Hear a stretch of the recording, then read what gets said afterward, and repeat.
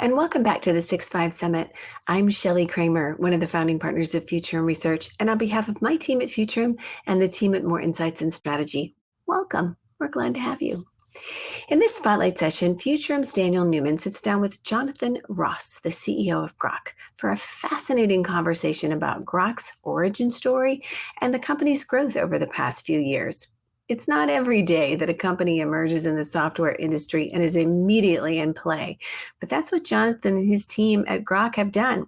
I don't know about you, but I can't wait to hear this story and more about what's ahead for Grok. Let's go take a listen.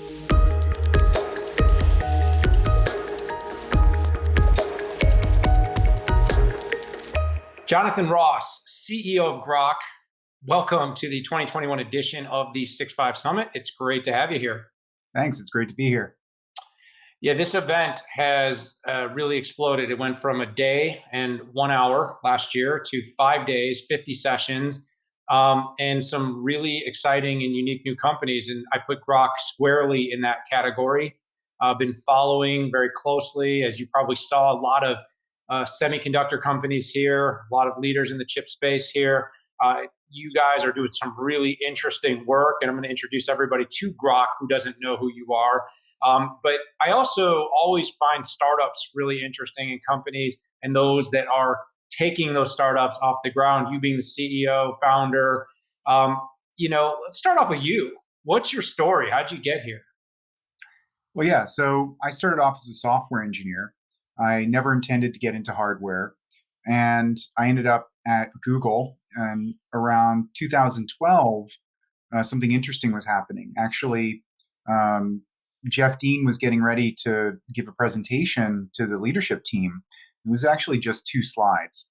And the first slide was good news. We actually can do speech recognition and translate speech to text better than human beings can, right? Machine learning finally works. Slide number 2, the bad news, we can't afford it. We would need to double or triple our global data center footprint. That was another 20 to 40 data centers at the time, an average of something around $1 billion each. And that was for speech recognition. If they wanted to do anything else, it was going to cost more. And so they had a problem, and they called it the success disaster, right?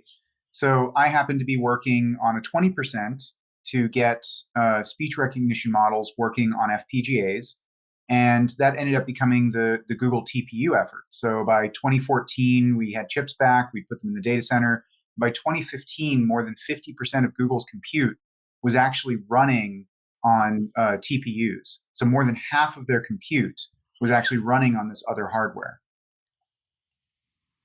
Yeah, that's a pretty crazy story. And somehow, though, explain how it got you here. So you were working on that. You suddenly became kind of a designer of a semiconductor that was enabling the next wave of development of machine learning for speech recognition. And now you are running Grok. What happened in between? How did we get here? So I took about a year working in Rapid Eval, which is the group at Google X that comes up with the other crazy ideas to do, worked on all sorts of things. But fundamentally, I just kept getting drawn back to semiconductor. I think semiconductor has had an unfortunate reputation for the last 20, 30 years of becoming this very stale industry. But the number of layers that you get to work on, there's just so much room for innovation that it just kept drawing me back. And so I decided, to leave, to do something new. I had no idea what it was going to be.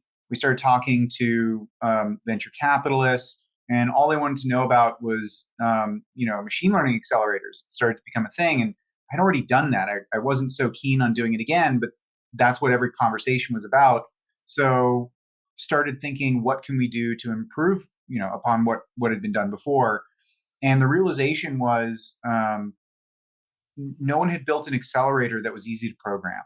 CPUs are easy to program, right? But you have armies of people who are writing code by hand to optimize for accelerators. It's one of the big bottlenecks in the industry. Everyone is struggling. You can't find enough people to hand code. It's funny because even as few as a couple years ago, if you change the name of a game, the binary, then your performance would plummet. Because what happened is in the driver, they would have all this hand-tuned code that would be emitted when they saw that video game, right? But it was all hand-tuned. So the realization was that that wasn't going to scale, and we needed an automated way to do this. So at Grok, we actually spent the first 6 months working on a compiler. We actually forbid ourselves from thinking about the hardware. And only after we had a compiler that worked did we start considering what kind of hardware we could actually build. So basically, the VC community kind of introduced you to a problem, and they didn't realize they were sort of asking you to do something you didn't really want to do. But in the course of that, they kind of almost created the idea of Grok. Yeah. In my background, like I'm, pathologically incapable of doing the same thing twice. I always want to do something different. And so I just kept thinking, I've already done that. So then had to come up with a different way to do it. Okay, so you spent the 6 months, you built a compiler, but now what is Grok now? All right. So where Grok has evolved to is historically, if you look at the chip industry, every couple of years, the number of transistors has doubled, right? Everyone's familiar with this. This is Moore's Law. What's been recent in the last 20 years is the number of chips have doubled every couple of years. So you've got the transistors in each chip doubling, and you've got the number of chips doubling. So you brought up exponential growth. Well, actually, this is more than exponential growth, right? Because it's the square of exponential. And I think a lot of semiconductor companies have missed that, and they focused a lot on the chips, but they haven't thought about how the chips connect together. So what we've done is we've built a chip that very specifically is designed to have a large number of chips come together and work on a problem quickly, finish, and then work on the next problem. And so this is called, the main issue is called tail latency. And the way to think about it is if you were to go to a restaurant and you didn't have a reservation and you weren't going to get seated until your entire party got there. If you have 5 people, you might be waiting a little while. But if you're inviting your 100 closest friends, you might not get seated that night. And that's the way that it works with large scale data center deployments today. They actually have to do all sorts of work to work around the fact that if one of the machines is slower, which they are, in order to give results quickly enough, right? So we focused on that larger problem.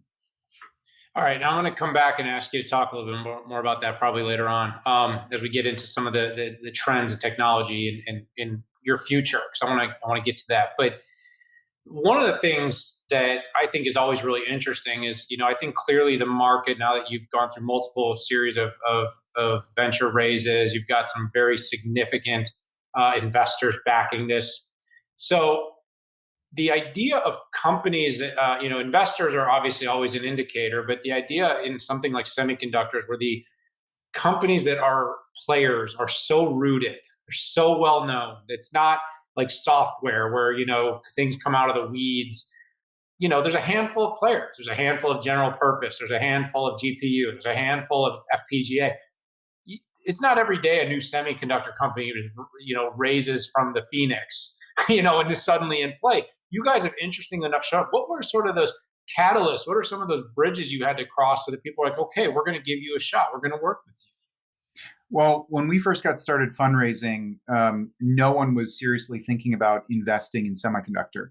And if you think about it, there's a reason why. Actually, people don't even invest in software companies. What they invest in are network effects. And the benefit of a software company is that there's very low cost to achieve that network effect once that network effect is found, right? So occasionally there's an industry that's growing so rapidly that even without that network effect, people want to invest in it. And somewhere around the first, I would say 6 to 12 months of Grok is when people started to realize, and that's around the time that Google announced, the scale of TPU and so on. Somewhere around that time, people started to realize that there was a shift to this new type of computing device. And that opened up the floodgates, right? So when that opened up, though, you're basically saying, the investors came through the door, the customers came through the door. The investors, and so the customers were also very hungry. One of the other things to keep in mind is, after doing the TPU, a large number of hyperscalers and other companies approached me to build something similar for them. And the realization was that meant that what the large companies, the Intels and the NVIDIAs of the world were building wasn't meeting their demands. So you could have looked at it as you're going to have a bunch of competitors, but the reality is it meant that there was a lack of product market fit for what was being built. So instead of going, I'm going to go to one of those companies and solve it for one company, the idea was let's solve it for everyone.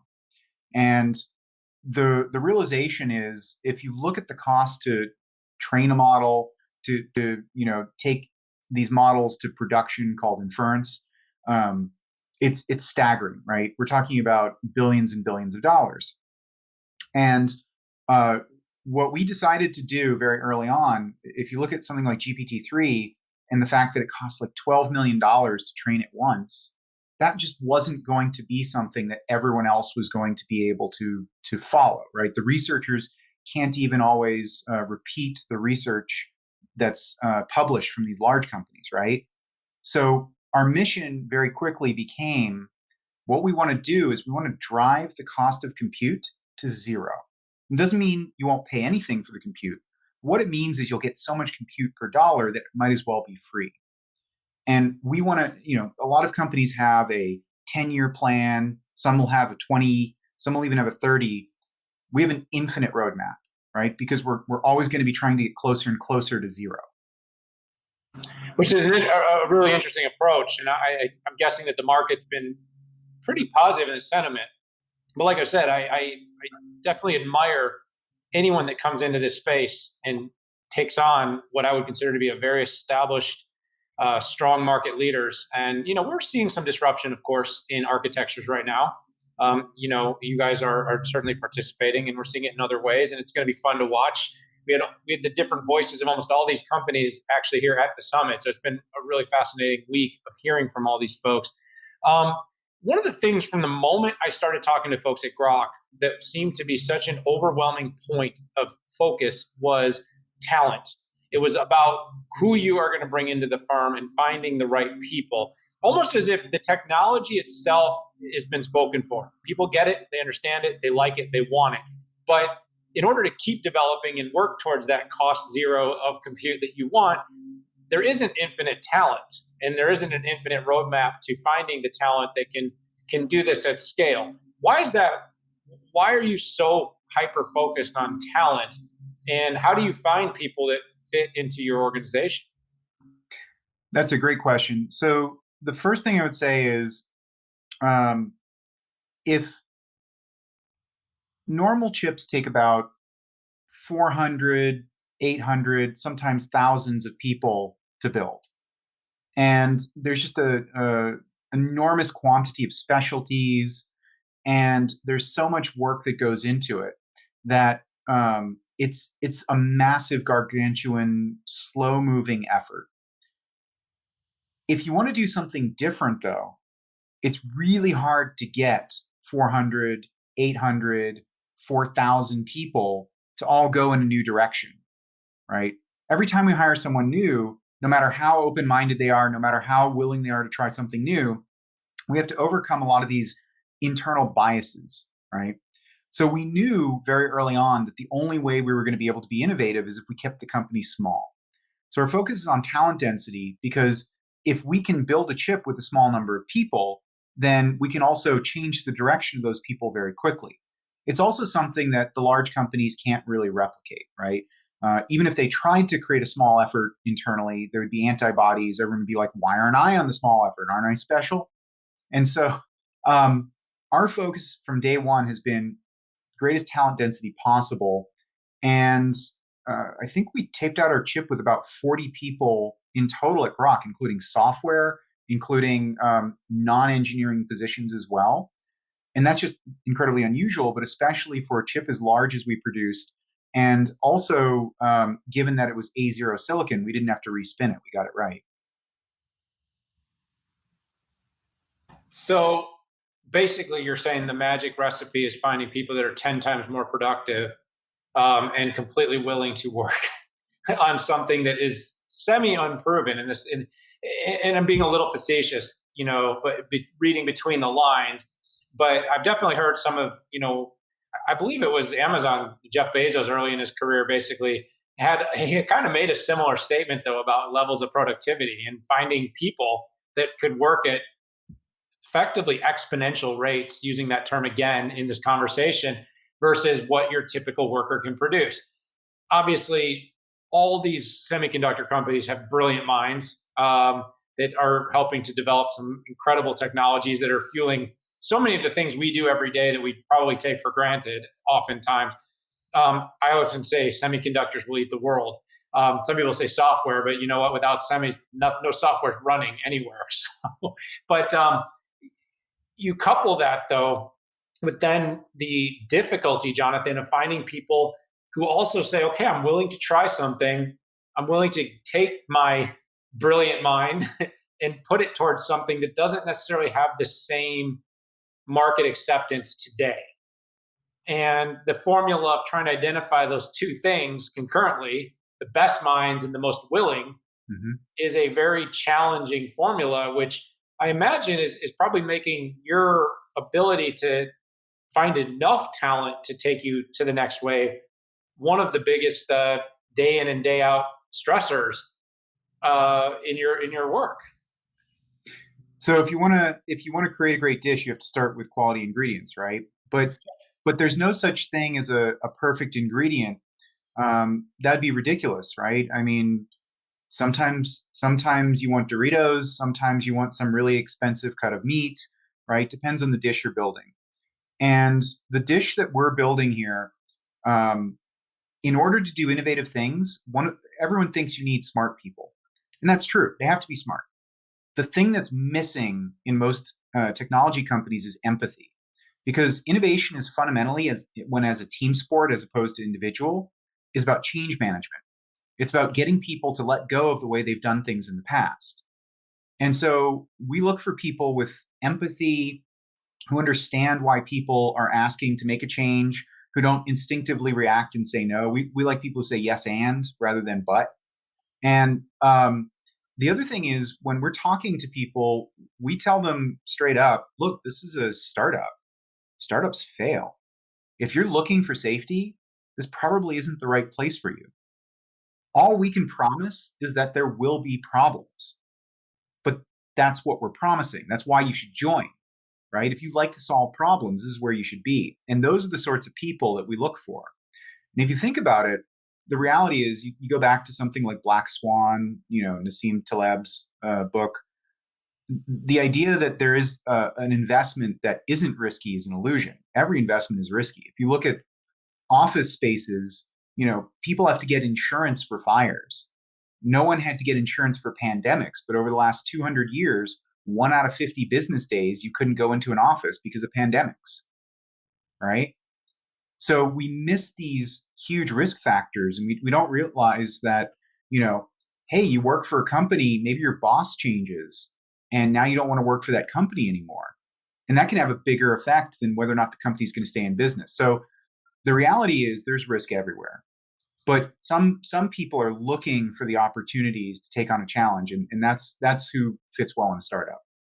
Yeah, absolutely. And I like that the Black Swan analogy. I also like that you point out what I feel every day, and everything has a varying level of risk. I always said that, as tough as the pandemic was on people, some people didn't like the idea that, hey, you might have a probability of dying on the way to the hospital that was higher than you actually had a probability of dying from, the virus. And I'm not, by the way, neither say playing up or down. What I'm saying is math is kind of one of those things that some people kind of like and some people tend to not like. But the point is that with everything you do every single day, you're creating risk. Every time you walk out your front door, you have a certain amount of risk of something happening, every time you make a change in a company and there's also, what do you call it? Kind of like dominoes, right? There's domino effects of everything you do. You make one hire, who then makes two hires, who makes, there's that effect down the chain. You roll out one product over another product, and there's a series of effects that creates. And yeah, to your point, you might invest in, what you'd consider to be one of the safest stocks. You might invest in a fund that has never lost money. And everybody remembers 2007 when you couldn't go wrong investing in real estate. And it turned out you could. And in fact, we're actually with the state of inflation right now. I'm sure you'd appreciate this randomness in our conversation, but I think there's a lot of things you could invest in right now and get completely wrong that look like really good investments. So I like that. We've got a few minutes left, and I want to circle back because let's get to the human elements and tie them back to the technology trend. You're building a purpose-built solution. We hear a lot about ASICs. There are big cloud providers building ASICs, which I would consider a purpose-built solution. But you're taking a different approach at building a purpose-built. Why is this a trend? Why is Groq in a good position to take advantage of this? So it's a trend because most of the compute now runs on accelerators. Most of the cycles in the world performing computation are now being performed on accelerators. They're not being performed on CPUs anymore. So the world has already moved this way. And when that happens, it's a gold rush. And of course, everyone wants to get their slice of the gold rush pie. And of course, in order to do that, you have to do something a bit different. So, going back to what we were talking about earlier, large companies have a lot of inertia in ways that they do things. And, that if you want to do things the way you've done them, that's a great place to be. But startups are where impact happens. And one of the things that we're doing that's different, I think, than most of these other folks, we're actually not building highly specialized hardware. And actually, if you were to do that, you would fail. And the reason you would fail is, unlike the workloads that CPUs and GPUs have been defined for the last 10, 20, 30 years, the software benchmarks aren't 20 years old, right? It used to be that you could design for 20-year-old software. With machine learning, I've designed chips where the benchmarks that we were using were all deprecated by the time we taped out the chip. So you have to build for generality. And the question is, what are the things that are common across the machine learning models across the last decade, and target that? And that's a really difficult thing to do because you have to do that better than these other relatively general purpose bits of hardware. But again, if you build something specialized, it takes 6 months to a year to deploy hardware. And if it's specialized, that may no longer, whatever you specialize for may no longer be in production by the time you get there. So you have to think ahead.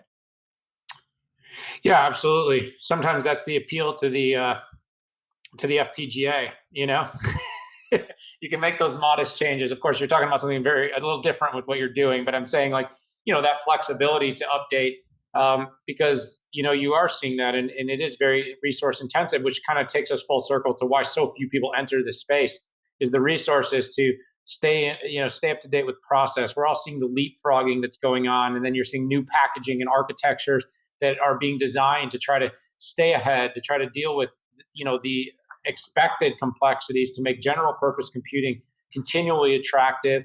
And also, you're seeing the architectures that are being built that are supposed to help the cloud providers building these custom, application-specific chips and being able to get them out, rolled out, deployed quickly enough to take advantage of market forces and trend, which is where I'd love to end with here. What are those workload trends that you're identifying that are giving you so much confidence that you're on the right path?